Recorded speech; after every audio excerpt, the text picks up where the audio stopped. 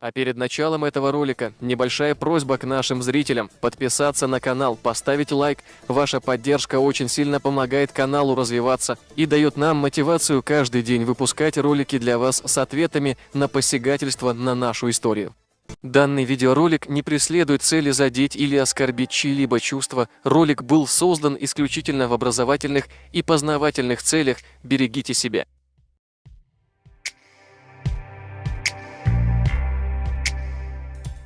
Для тех, кто не в курсе, кто такие дидойцы и кем они приходятся нам, чеченцам, объясняю, дидойцы – это один из древнейших народов современного Дагестана, по происхождению который очень близок к чеченцам и бацбийцам из Грузии, коротко говоря, близкородственный народ для всех новчинцев.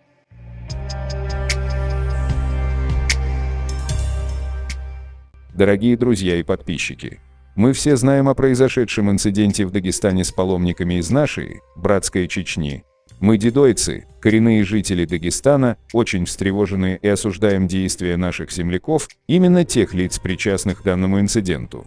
Высказывания официальных лиц о том, что должны были предупредить власти и силовые структуры Дагестана, считаем абсолютно неуместными, и это не по-дагестански, уж тем более не по-горски.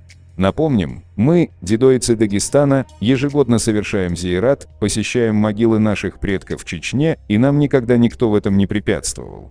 Никогда никого не оповещали и не брали разрешения для этого. Более того, наши братья нас всегда встречают радушно. Братья смотрят за могилами наших предков как за своими, и это дорогого стоит. Огромное уважение нашим братьям-чеченцам. Надеюсь, этот инцидент не повлияет на наши братские отношения. А тем позорникам, руководителям, которые причастны к переграждению пути паломникам, следует извиниться.